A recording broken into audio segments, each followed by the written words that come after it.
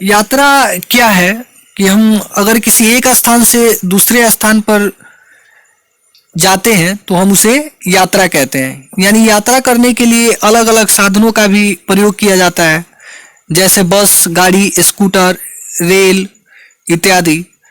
तो हम इसमें यात्रा से संबंधित कुछ तथ्यों का अध्ययन करेंगे कि किस किस हमारे देश के किस कोने में किस तरह की यात्रा की सुविधाएं उपलब्ध है। तो आइए देखते हैं। असम में बारिश बहुत ज़्यादा होती है और बच्चे यहाँ स्कूल जाने के लिए बांस के बने पुलों का इस्तेमाल करते हैं। लद्दाख में ट्रॉली, जो रस्सी से बना एक झूला होता है, उसका प्रयोग करके बच्चे स्कूल जाया करते हैं। केरल में पानी को पार करके स्कूल जाने के लिए वल्लम, एक लकड़ी की बनी छोटी नाव होती है, उसी वल्लम का प्रयोग किया जाता है। राजस्थान में बच्चे स्कूल जाने के लिए ऊंट गाड़ी का प्रयोग करते हैं और गुजरात में बच्चे स्कूल जाने के लिए जुगाड़ का उपयोग करते हैं। उत्तर की पहाड़ियों में बहुत ज़्यादा बर्फ़ पड़ती है। इस बर्फ़ पर चलकर ही बच्चे स्कूल जाते हैं। उत्तराखंड में पथरीला रास्ता है और इसी पथरीले रास्ते को पार करके बच्चे स्कूल जाते हैं। गोवा से केरल तक के रेलवे रास्ते में लगभग 92 सुरंग और 2000 पुल बनाए गए हैं और ये सभी जो पुल हैं और सुरंग है, ये पश्चिमी घाट को पार करते हुए बनाए जाते हैं। केरल में पानी को पार करके एक जगह से दूसरी जगह जाने के लिए फेरी का इस्तेमाल किया जाता है। इसके अलावा यहाँ लोग अन्य तरह के नाव का भी इस्तेमाल करते हैं। जब हम ट्रेन द्वारा अहमदाबाद से केरल की यात्रा करते हैं तो हम अनेक सुरंगों को पार करते हैं और ये सभी सुरंगें पश्चिम घाट पर्वतों में होती हैं। पेट्रोलियम के बारे में कहा जाता है कि पेट्रोलियम जो है वो बदबूदार, गाढ़ा और गहरे रंग का तेल होता है। यह पृथ्वी की गहराई में चट्टानों के नीचे लवण जल की सतह के ऊपर तैरता रहता है। ब्रेल लिपि का आविष्कार लुई ब्रेल ने किया था। ये जो लिपि है ये 6 बिंदुओं के आधार पर बनाई जाती हैं। ब्रेल लिपि को अब कंप्यूटर का उपयोग करके भी लिखा जाता है। ब्रेल लिपि का उपयोग अंधे लोगों के पढ़ने के लिए किया जाता है। कुछ भाषाएं हैं जिन्हें हम लोग देखेंगे कि वे भाषाएं किस राज्यों से संबंधित है। कुड़ुक भाषा जो है वो झारखंड राज्य से संबंधित है। कोंकणी भाषा गोवा में बोली जाती है। गुजराती भाषा गुजरात में बोली जाती है। कन्नड़ कर्नाटक में बोली जाती है। मराठी महाराष्ट्र में बोली जाती है और मलयालम केरल में बोली जाती है।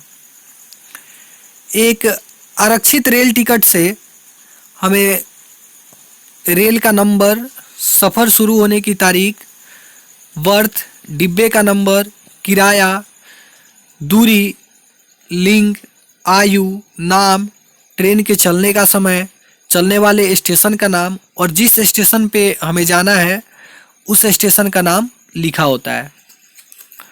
उत्तराखंड में पहाड़ों के बीच बहुत ही काफ़ी मात्रा में फूल पाई जाती हैं और अधिक मात्रा में वहाँ फूल पाए जाने के कारण इस घाटी को फूलों की घाटी कहा जाता है।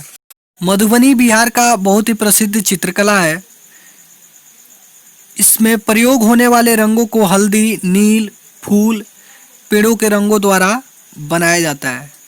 इन चित्रों में इंसान, जानवर, पेड़, फूल, पक्षी और मछलियों आदि जीव जंतुओं की चित्रकारी की जाती है। इस जिले के नाम पर ही इस चित्रकला का नाम मधुबनी पड़ा। उत्तर प्रदेश का कन्नौज जिला इत्र के लिए काफ़ी प्रसिद्ध है, परंतु इसके अलावा ऐसा माना जाता है कि उत्तर प्रदेश के इस कन्नौज जिले में गुलाब जल और केवड़ा भी बनाया जाता है और इन सब को बनाने के लिए फूलों का उपयोग किया जाता है। कर्नाटक के हुलगुंडी गांव में एक खास तरह की पंचायत होती है जिसे भीमा संघ के नाम से जाना जाता है। इस पंचायत की खास बात यह होती है कि इस पंचायत में बड़ों के साथ साथ इसमें बच्चे भी शामिल होते हैं। बिहू असम का प्रसिद्ध त्यौहार है। यह त्यौहार चावल की नई फसल काटने के उपलक्ष्य में मनाया जाता है। बोरा और चेवा ये चावल की किस्में हैं जो असम में खास करके उपजाई जाती हैं। असम में भाग सुक्तो, लीची और छोला जो है यह बहुत ही ज़्यादा पसंद की जाती है और यह यहाँ की खास व्यंजन मानी जाती है। जिन बच्चों को हमारे देश में भरपेट खाना नहीं मिलता है और वे पढ़ने के लिए स्कूल खाली पेट जाते हैं, ऐसे बच्चों के लिए सरकारी विद्यालयों में मिड डे मील की स्कीम बनाई गई है, जिसका यह उद्देश्य है कि प्रारंभिक शिक्षा के स्कूलों में सभी बच्चों को गर्म भोजन उपलब्ध कराई जाए। आंध्र प्रदेश में पोचमपल्ली और कलमकारी दो तरह की साड़ियाँ बहुत ही प्रसिद्ध है। अबू धाबी जो है वह एक रेगिस्तानी इलाका है और यहाँ पे अलग अलग रंगों जैसे काला, सफ़ेद, भूरा, पीला और लाल रेत पाए जाते हैं।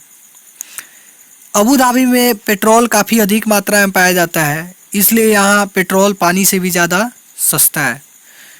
अबू धाबी की भाषा अरबी है और मुद्रा जो है वो दिरहम है।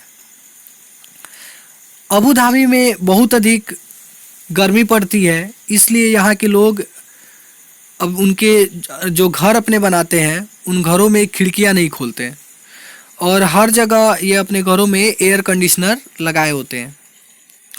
गर्मी अधिक होने के कारण यहाँ के लोगों का जो पोशाक है वो भी अलग है। ये काफ़ी ढीले ढाले वस्त्र और सूती वस्त्र पहनना पसंद करते हैं और अपने आप को ये धूप से बचाने के लिए अपने पूरे शरीर को ढक करके चलते हैं। उत्तराखंड में जिम कॉर्बेट नेशनल पार्क और घाना नेशनल पार्क, ये दोनों, घाना नेशनल पार्क जो कि राजस्थान में है, ये दोनों जानवरों की सुरक्षा के लिए बनाए गए हैं। सपेरों की एक जाति होती है कालबेलिया, ये लोग सांप को अपनी बेटियों की शादी में तोहफे के रूप में भेंट देते हैं। नाग गुम्फन एक तरह का डिजाइन है जो सौराष्ट्र, गुजरात और दक्षिण भारत में रंगोली, कढ़ाई और दीवारों की सजावट करने के लिए बनाया जाता है। बीन, तुंबा, खंजरी, ढोल ये सभी बीन पार्टी के बाजे होते हैं। उड़ीसा के कालाहांडी जिले में सबसे ज़्यादा चावल पैदा होता है। अचार को शीशियों में रखने से पहले शीशियों को धूप में सुखा देना चाहिए ताकि शीशियों की नमी जो होती है वो ख़त्म हो जाए। ऐसा इसलिए क्योंकि यदि शीशी में थोड़ी सी भी नमी रह गई तो अचार जो होता है वो ख़राब हो जाता है। अलबरूनी जो है वो उज़्बेकिस्तान का यात्री था जो भारत में आया था और उसने भारत में पाए जाने वाले तालाबों का बहुत ही अच्छा वर्णन किया है। आज से 15-20 साल पहले कुओं में पानी पाया जाता था, पर अब लगभग सब कुएं सूख गए हैं। इनके कुछ कारण हैं, तो आइए कुएं जो सूखने के क्या कारण हैं उन कारणों को देखते हैं। पहला कारण है कि अधिकतर जगहों पर अब लोग मोटर लगा करके ज़मीन से पानी निकालने लगे हैं। उसके बाद हर जगह पेड़ों के आसपास के जो पार्क वगैरह हैं उन सभी वहाँ के ज़मीनों को सीमेंट से पक्का कर दिया गया है। तरुण भारत संघ एक ऐसी संस्था है जो पुराने तालाबों की मरम्मत करवाते हैं और नए तालाब बनवाते हैं। राजस्थान के अलवर ज़िले में एक गांव में पानी की बहुत ज़्यादा तंगी थी। उस समय वहाँ काफ़ी सूखा पड़ गया था। वहाँ उस गांव में एक महिला थी, दड़की माई। उन्होंने ही सबसे पहले तरुण भारत संघ से वहाँ तालाब बनवाने की आग्रह किया था और वहाँ तरुण भारत संघ के द्वारा पहली तालाब बनाई गई थी। यदि खून में हीमोग्लोबिन या आयरन की कमी हो जाती है तो अनीमिया नामक रोग हो जाता है। आयरन की कमी को दूर करने के लिए हमें गुड़, आंवला और हरी पत्तेदार सब्जियां खानी चाहिए। हीमोग्लोबिन की जो नॉर्मल रेंज होती है वह 12 से 16 औसत होती है। आज से हजारों साल पहले लोग कांसे से बने बर्तनों का उपयोग करते थे। कांसा जो होता है वो तांबा और टीन का मिश्रण होता है और यह बहुत ही मजबूत होता है और पहले के समय में इससे तोप और मूर्तियां बनाई जाती थी।